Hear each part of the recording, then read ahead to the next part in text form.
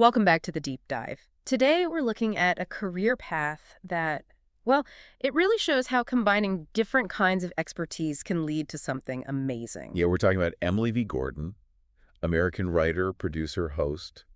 hmm Her story is just fascinating, a real study in professional transformation. Totally. Because it's not like a straight line, is it? Not at all. What's so compelling here is this sharp turn she took. I mean, she was a practicing family therapist. That's, analytical, structured work. Right. And then she pivots hard into comedy production. And eventually, Oscar-nominated screenwriting. It's quite the jump. That jump from the therapy room to the writer's room, that's what we're digging into today. Huh. We've gone through her education, her clinical work, her time in the LA comedy scene, all her production stuff. Yeah, lots to unpack. Our mission really is to trace the specifics, the details, the people she worked with that allowed her to take these incredibly personal, even traumatic moments and turn them into art that, well, everyone acclaimed. Universal stuff. And you really have to start with the big one, right? The anchor for this whole conversation is The Big Sick, 2017. Co-written, co-executive produced with Kumail Nanjiani. Exactly. Yeah. And it's just the perfect storm of her analytical mind, her comedy timing, and this intense personal experience. That film wasn't just her big break. No. It cemented her. Independent Spirit Award and, crucially, that Academy Award nomination for Best Original Screenplay. That's where she landed. But where she started is miles away.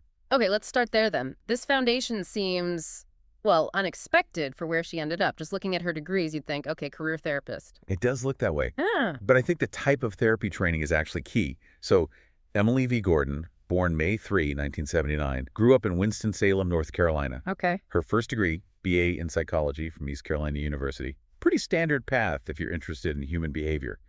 Establishes that basic understanding. But then she really doubles down on the clinical side. The advanced degrees are super specialized. Oh, absolutely. She didn't just get a master's. She got an MS, Master of Science, and an EDS, an education specialist degree, both in couples and family counseling from UNC Greensboro. Oh, okay, wait.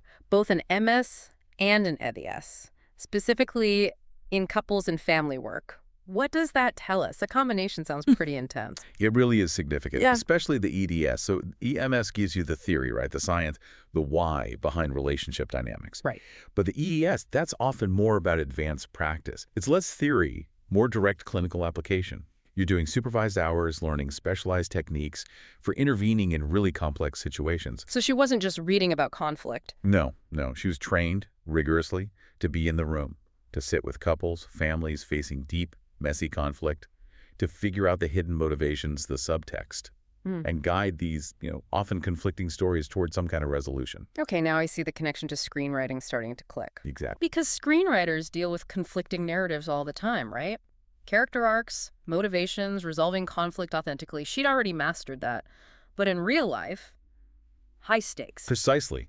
Her expertise wasn't just like general psych. It was dissecting intimacy. Understanding what's really being said under the surface dialogue, how people's pasts, their traumas, affect how they relate now. That kind of knowledge gives her writing this built-in depth and emotional architecture. Which would be hard to just fake if you didn't have that background. Very hard. And she actually practiced. Sources confirm she was a therapist for 5 years, roughly 2004 to 2009. But what's also interesting is how much she moved around during that time. Yeah, that caught my eye too. For a clinical practice, moving seems disruptive. It is. Licenses, building new client bases. It's a whole thing. But she started in North Carolina, 2004, probably right after finishing the degrees. Makes sense. Then boom, 2005, she's in Chicago. 2 years later, 2007, she moves again. Yeah. Brooklyn, New York. Wow. North Carolina, Chicago, Brooklyn.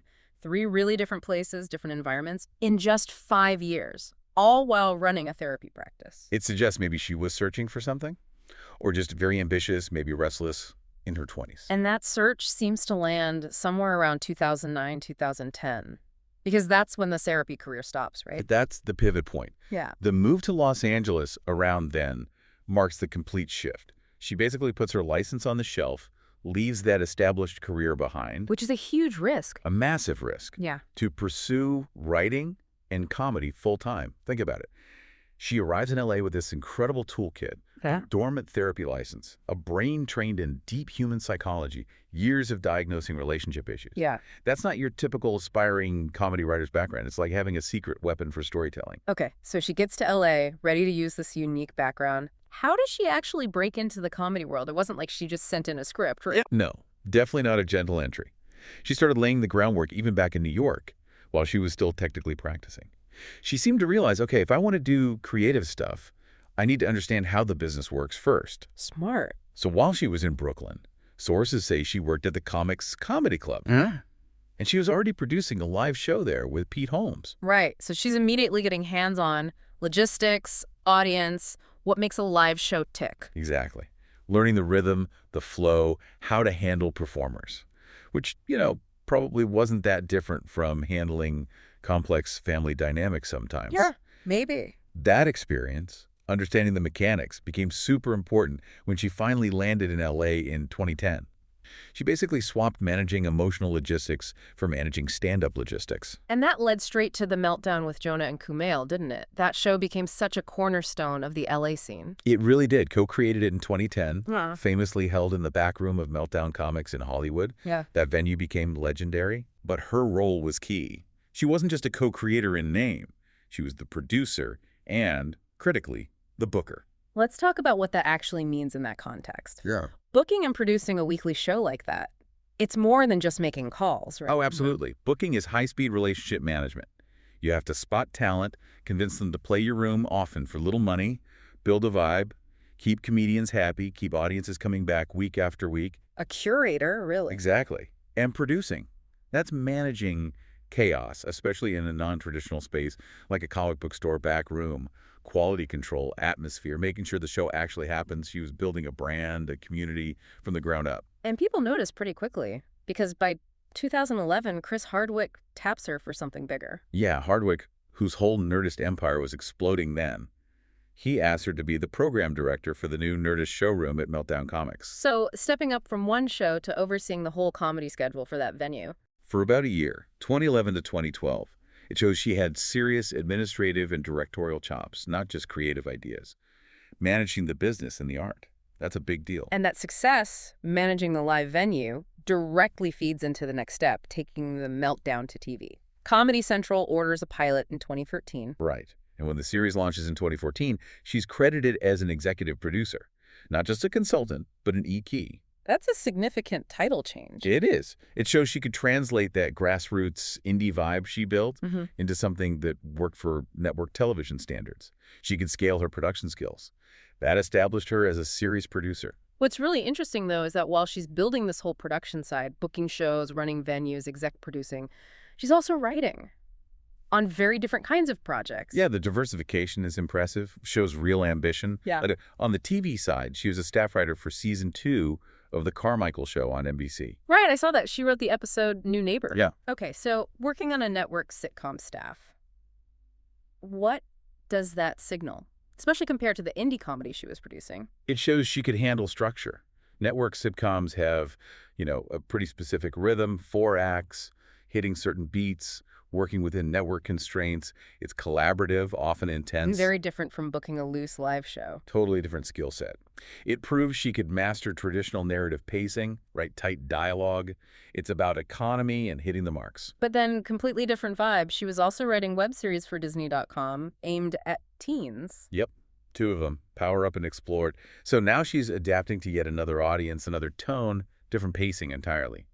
Writing for Disney teens is worlds away from The Carmichael Show or The Meltdown. She's proving she's incredibly flexible as a writer. Exactly. Yeah. Broadcast sitcom structure, live indie comedy curation, fast-paced digital content for kids. Yeah. She's covering a lot of ground. Which kind of perfectly sets up her first book, doesn't it, in 2015? It feels like a bridge. It does. Yeah. Super You. Release your inner superhero. Yeah. Even the title kind of hints at merging her worlds. Yeah, self-improvement therapist voice, Yeah. tongue-in-cheek comedy voice. Precisely how the sources describe it. A tongue-in-cheek self-improvement guide. Released just 2 years before The Big Sick. It's like the first big public project where she explicitly takes her psychology background Right. and filters it through the comedic sensibility she'd been honing. It's her showing, okay, I can package this unique background creatively and make it accessible. Monetizing that blend before the movie hit big. Okay, so all this experience, The therapy training, the comedy production, the varied writing gigs, it all seems to funnel into this one huge project, The Big Sick, 2017. It really feels like the ultimate synthesis, doesn't it? Co-written, co-exec produced with Nanjiani, and its power comes from being so raw, so explicitly based on how the relationship started. That blend of culture clash, sudden illness, love story. It's just potent stuff. Yeah. And the way they chose to tell it is interesting, too. Kumail plays himself, essentially. But Gordon, writing about herself, they renamed the character Emily Gardner and cast Zoe Kazan. Which must have provided some necessary distance creatively. You'd think so. Writing something so personal, that fictional layer probably helps maintain objectivity, allows you to treat the character as a character, give her an arc, conflict, not just transcribe your diary. Makes sense. Plus, having Michael Showalter directing and Judd Apatow producing, that's serious support. Apatow especially loved that blend of raw honesty and comedy. And the film wasn't just popular, it was critically adored, especially the writing. Which brings us to all those awards. Yeah, the screenplay recognition is where you really see her achievement crystallized. Yeah. The absolute peak, obviously, is the 2018 Oscar nomination for Best Original Screenplay. Puts her in the top tier globally. Instantly. Yeah. But let's break down some of the other awards, too, because they highlight different aspects of the script's quality, like winning the Independent Spirit Award for Best First Screenplay. What does that one signify, specifically? The Spirit Awards are all about celebrating unique, independent voices. Stuff outside the big studio system. Winning Best First Screenplay there means the indie film community recognized something genuinely fresh and vital in their writing. It wasn't just competent, it was original. An endorsement of their specific unconventional story. Exactly. Then you have the peer awards, like the Writers Guild of America nomination. The WGA nod, that's writers recognizing writers. Yeah, and that's huge. It means the people who actually do this for a living, who know how hard it is to structure a story like that, blending comedy, medical drama, cultural commentary. Yeah, it's a tricky balance. They saw the craft in it. That's a massive compliment from your peers. And beyond the industry awards, the critics just seemed universally on board. It wasn't just New York and LA, it was everywhere. The source list is kind of staggering. Nominated for Gotham Awards, Critics' Choice Movie Awards. Those are big precursors. But then you see Austin Film Critics, Chicago, Detroit, San Diego, San Francisco, Seattle, St. Louis, DC area critics. It's like a roll call. It really is. Yeah. And what that tells you is the script resonated broadly. It wasn't seen as just a niche indie or a rom-com. It hit something universal about relationships, family, crisis. Which, again, you could argue goes back to her unique training. I think it absolutely does. Yeah. That ability to structure the messy parts of human connection, the cultural tensions, the fear. She could articulate that with a clarity that came from years of, well, analyzing it professionally. Made it feel real to everyone. So to really get why the script felt so authentic, we need to go back to the actual events it's based on, starting with how she and Kumail even met. Right. The origin story itself is pretty charming, very well fitting. Yeah. They met at a comedy show in Chicago. He was performing stand-up. She was in the audience. Yeah? And apparently she lightly heckled him. Huh. Seriously, that's how they And met. that's the story. Yeah. Which is kind of perfect, right? For a future therapist turned comedy writer, marrying a comedian. Shows her personality engaged, quick-witted, not afraid to jump in. Definitely. And they started dating soon after. Pretty quickly, yeah. But then the story takes that incredibly dramatic turn. This is the heart of The Big Sick. To illness. Yeah. Not long after they started dating, she got incredibly sick. Really suddenly, really severely. It escalated quickly to the point where she had to be put into a medically induced coma. God, that's terrifying, especially for a new relationship. It's an almost unimaginable pressure cooker.